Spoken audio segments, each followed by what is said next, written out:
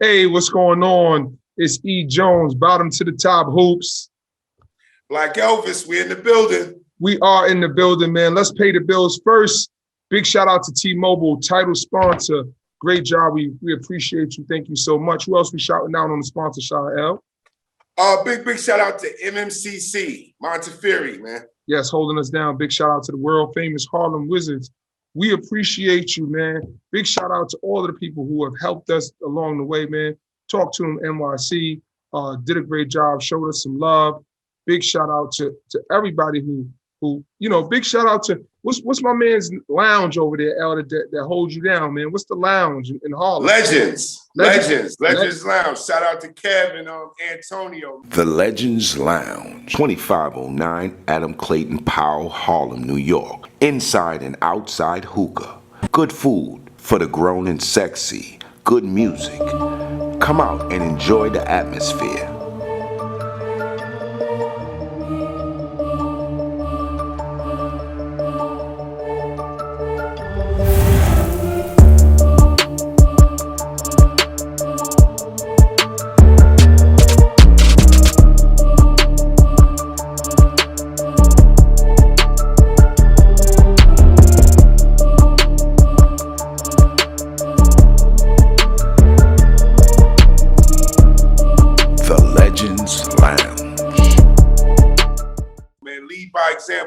Yes, doing sir. Good things in the community, good things in the hood. We're about to do a big doc special with them. Focused on a lot of what goes on behind the scenes in the jail system, man, and how they're trying to really help a lot of cats when they come home and get back on their feet, man. Really good things going on, E. Dope with the transition program. That's super, super dope, man. Definitely can't have nobody left behind. Yo, L, man, we got a good show lined up. But before we do that, I want to take the time to give a big shout out to the Off the Grid podcast, as well as the cast for Decisions. Make sure y'all check those out. Make sure y'all check them out. As you know, we on YouTube, Spotify, Apple TV.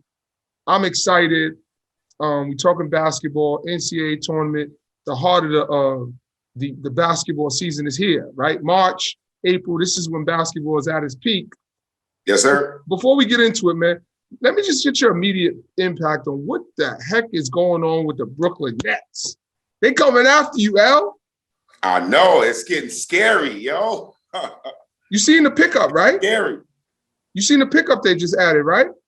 Yeah, I see it. LaMarcus Aldridge. I see it. I ain't too happy about it.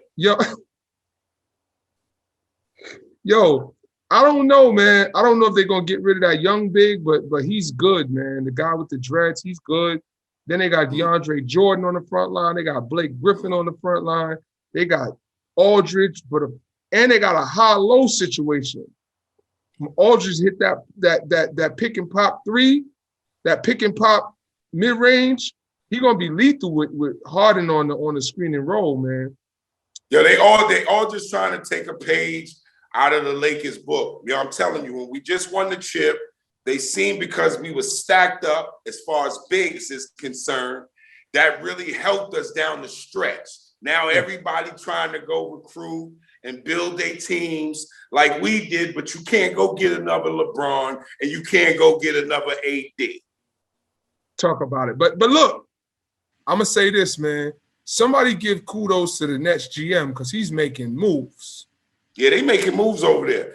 They're making moves. And like the kid said, with the picks they getting, you might not need a coach. Facts. So I want to go back for a second as we introduce this topic. Back on Facebook, maybe as long as 3 years ago, maybe 4 years ago, my man Terrell Kelly, Monster Kelly, you know Terrell Kelly. Mm-hmm. One of the guys I grew up with used to do these comparisons. And it was called Basketball 101. So I always wanted to just pay homage. And he would, compare two guards from different eras, and people would give feedback, and it would always give great commentary. And I didn't want to do it exactly that way, But I wanted to just kind of, because we're in the basketball season and we talk New York City basketball, as you compare different eras, I think it's hard, you know, when we talk about the greatest of all time, because a lot of people aren't historians. It's hard to really compare, you know, a LeBron James and a Michael Jordan, because some people haven't seen both, right? So when you ask the kids, yo, Mike is the greatest, they just know they buy the sneakers. They haven't really seen Mike and what he does to even be like to make a fair comparison. So what I try to do is think about who was in the middle of our era, right? So here's what I came up with, L. I want to know from a high school perspective, who was a better player and had more impact than Kenny Anderson and Stephon Marbury? Ooh. Ooh. Now. Yo, one from Brooklyn, one from Queens, one PSAL, one Catholic League. Immediate thoughts, L. I played with Steph. You watched Kenny. I watched Kenny. I was at the same speed as Steph, as far as I felt. Mm-hmm. I watched Kenny. I wasn't at that speed, buddy. Okay, so okay, let me go inside for a second. I gotta dissect this thing for the people who don't know. Mm-hmm. I'm gonna give the overview. Stephon Marbury, Brooklyn, New York, Lincoln High School, storied career, comes from a long lineage, family of ball players. He was the one who captured the first city title for Lincoln from his family. Then went on to play at Georgia Tech for 1 year, was a one and done, kind of the advent of that era. Good year at Georgia Tech, took his team to the Sweet 16 as a freshman. So if we're going to even go into the college side of it, I don't think you can go beyond the freshman year because Steph only stayed one, Kenny stayed two. Steph averaged 19 points as a freshman at Georgia Tech. They lost to Cincinnati in the Sweet 16. He averaged 5 assists and about 3.5 rebounds. On to Kenny Anderson's overview. Freshman year, from Queens, you know, comes from the Vincent Smith tree, Lost Battalion Hall, Aim High, Story, Queens program and teaching. Went on to Malloy High School, won a city and state championship as a freshman.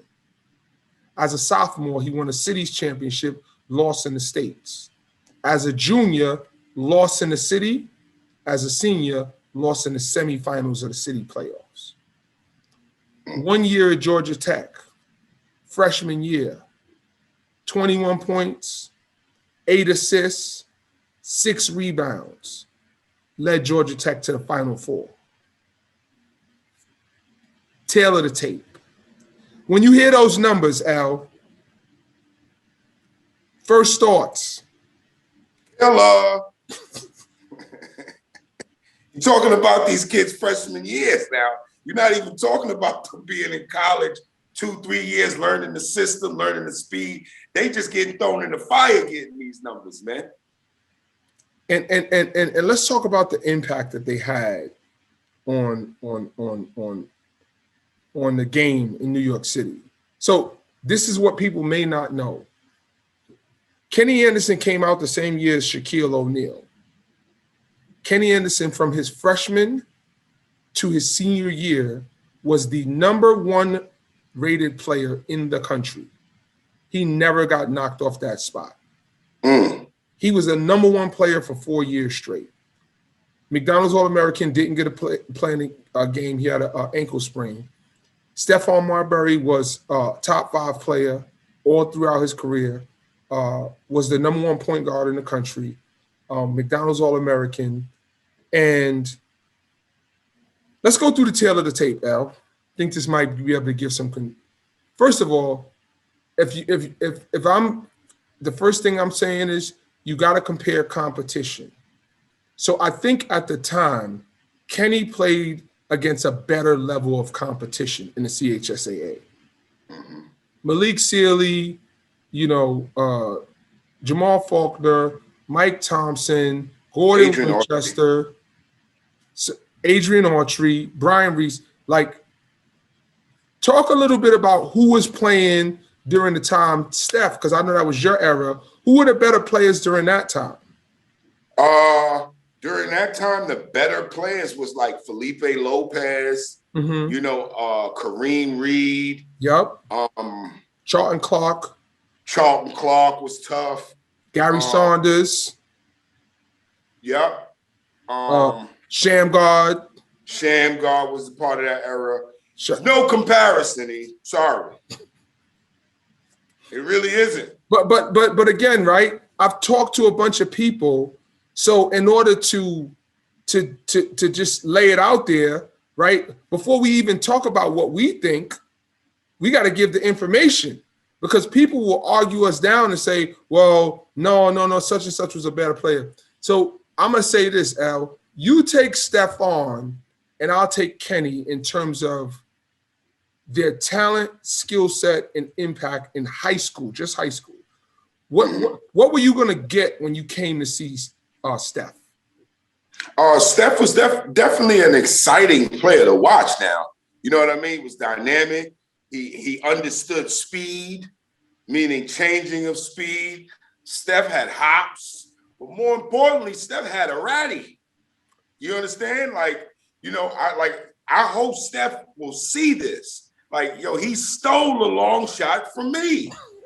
Like, this dude grew up with a lineage of brothers who was dumb nice, not taking nothing away. But I was the only one back in the day, back then, shooting from deep. And everybody said, move in. And I used to be bugging, shooting from half. Now it's regular. Yo, Al, you might be the originator of the long ball. It's just crazy, yo. I gotta call Stephen Curry and Dave Lillard and tell them to send you some royalties, bro. They owe a check, man.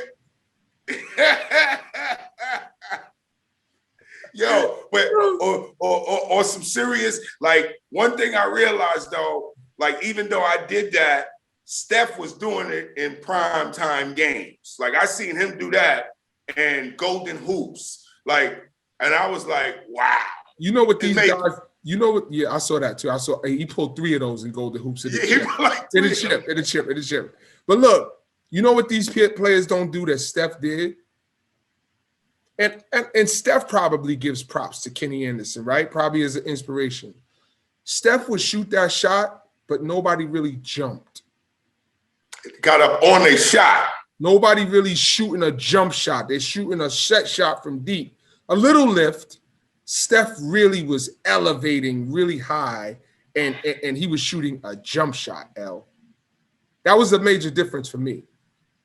So I'm going to add this to Steph. He shot the long ball. He was super athletic. He was a good defender too. Absolutely. He took the defense personal. He consistently worked on his body. You saw his body change and get stronger. And I felt like Steph was probably more explosive going to the hole than Kenny was. Like, change of speed, that physicality, I guess you want to call it. I'm going to get a tail of tape of Kenny. I feel like Kenny was a better mid-range shooter than Steph was, especially off the bounce. Kenny would get you leaning, especially going left, and he would pull up on a dime, and that was like a amazing shot. Yeah, that was his trademark. I thought he was a better ball handler probably than Steph. I mean, and then I also think that he was a better passer. So now I go down to the effect that they had. I'm not sure what was happening in Brooklyn, but I know Steph's name was buzzing all over the city. But I know everybody in my freshman class that played ball, we had guys that we looked up to. Big shout out to Chuck Martin, Eddie Rivera, and Mike Thompson. And those guys we saw every day, and I was like, man, those guys are good.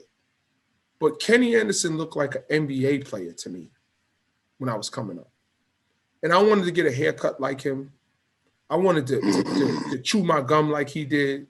If he had an outfit on, I wanted to see where I could find it at. Like, he just was like, he had this glow and this aura. And I know I've spoken about this on the show before, but when you really look at it in terms of being a freshman and leading his team to a championship, he was really, his IQ and his pace, like you almost wouldn't know Kenny Anderson was fast.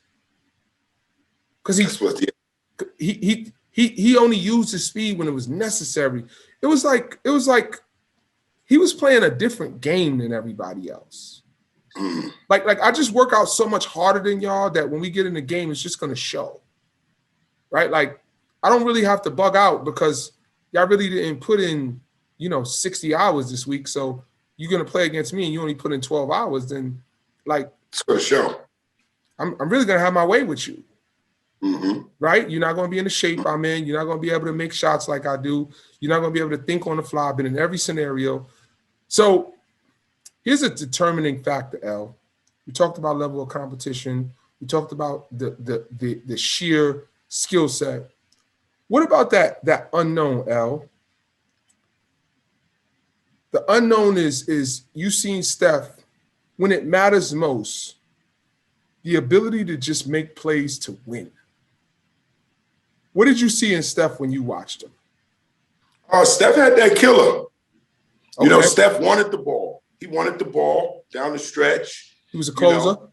Yeah, he was definitely a closer. Like even when we was just talking, I think back when Steph was making that transition when he first left with Thurm. Remember, he was with Durham with Young Life. And Durham was making that transition from Riverside.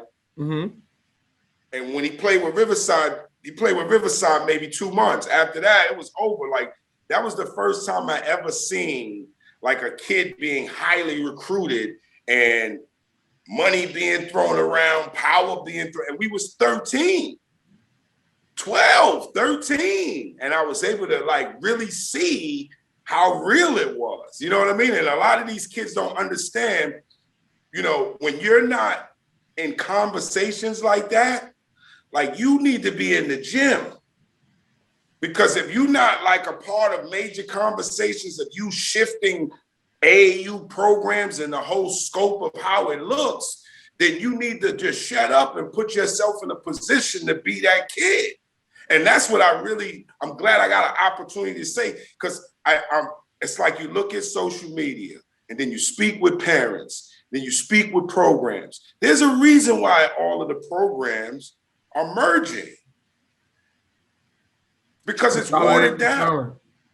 I'm sorry, to just consolidating talent. Finish your point. I apologize. Yeah, but they understand they have to do that now because it's so watered down, because kids are being hidden. I know people go to programs to train. They are not getting better. They're just maintaining, like Jerry Powell said. But this is where we're going wrong here in New York. When you go down south, them boys is working.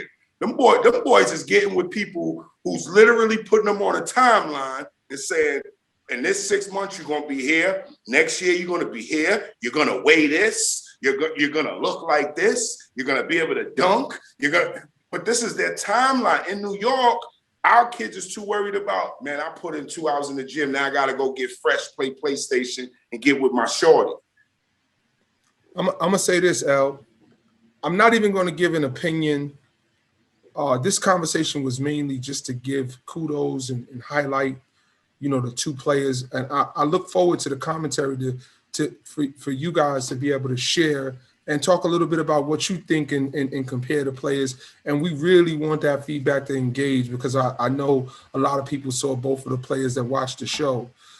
But we chose the topic more for the fact of what you said, L. Let's break it down for a second.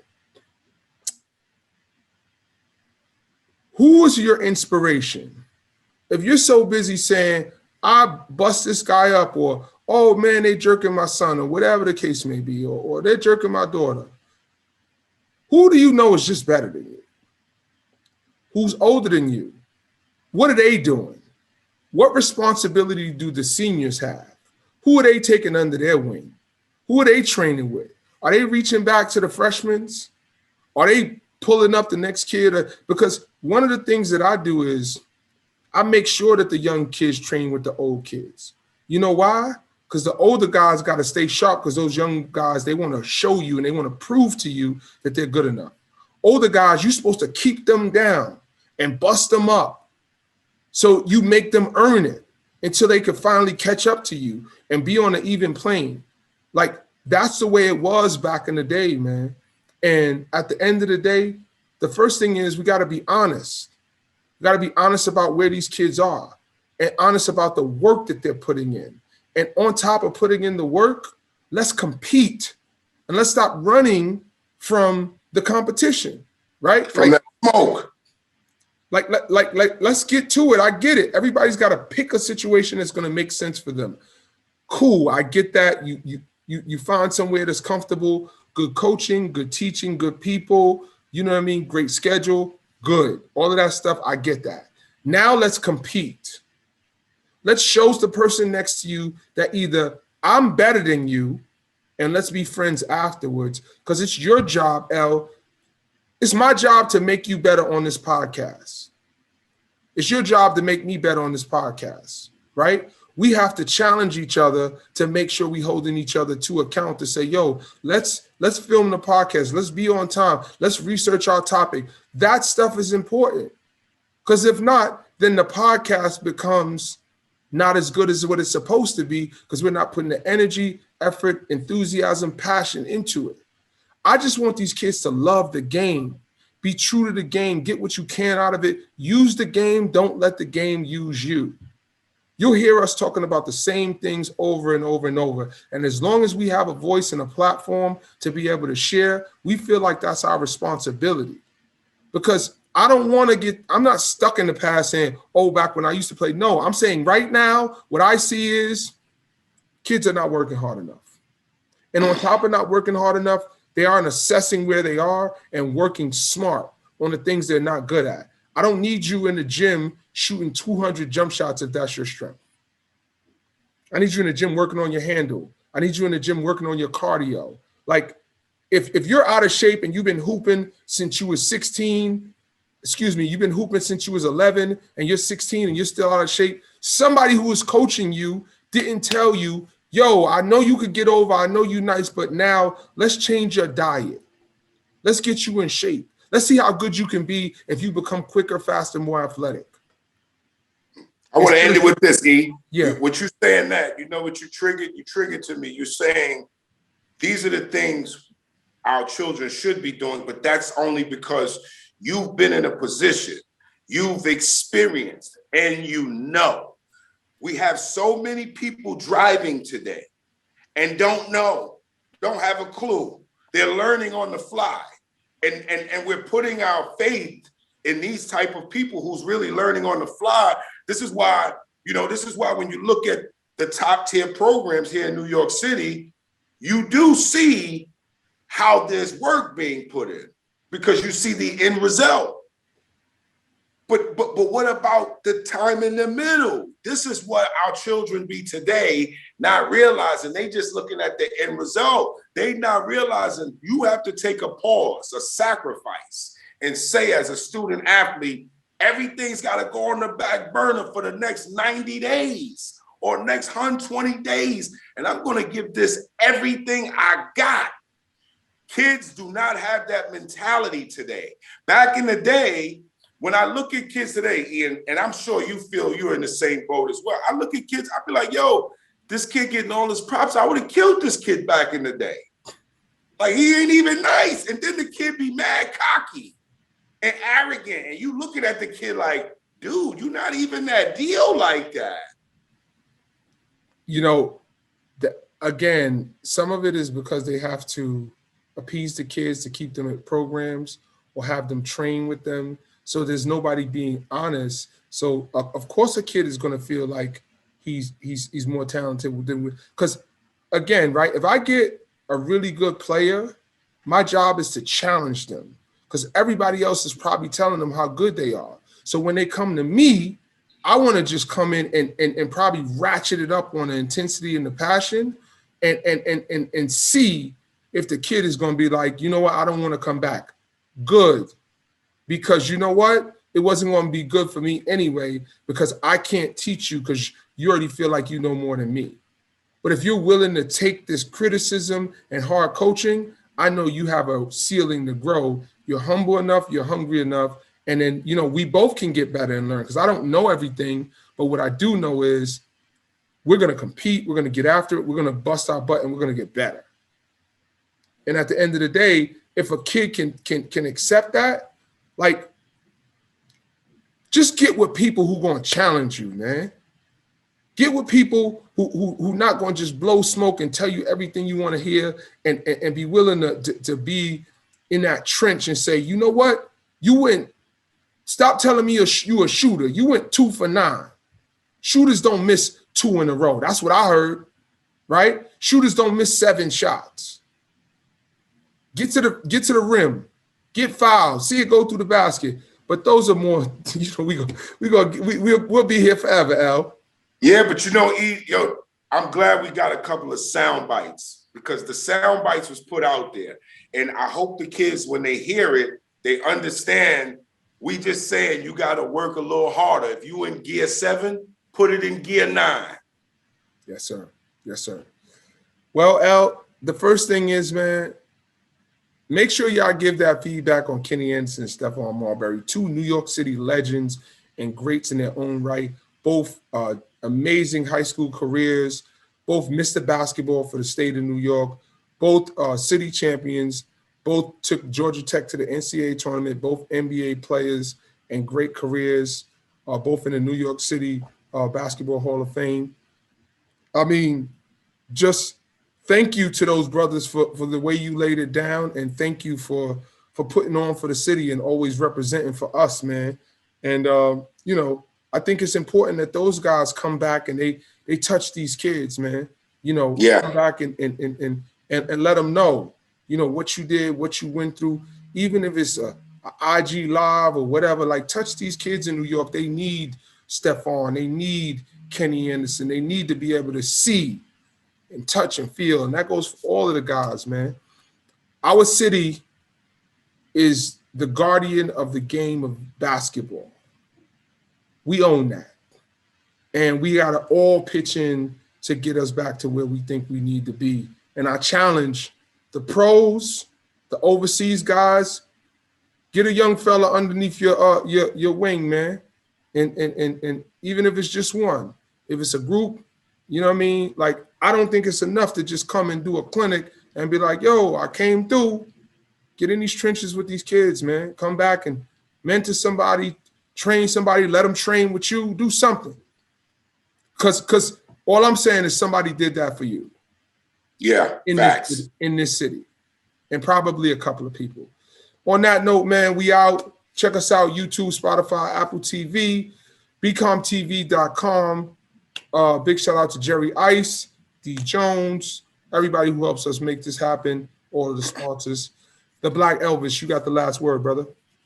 Big shout out to the people, man. Thank y'all. Thank y'all for watching, subscribing, commenting, liking. We can't do it without y'all. If y'all not there, then we got to shut it down because ain't nobody watching. That's a fact, Al. And I just want to do a quick fact check because, you know, that's what I do, Al. I fact check it. You know what I'm saying? So on BCom TV, currently, we at 19.4 thousand subscribers. Let's get this thing to 20K. Let's have a big celebration. We appreciate you for watching. Last shout out goes to my man, the Black Elvis. Who we shouting out? Last shout out goes to our man upstairs.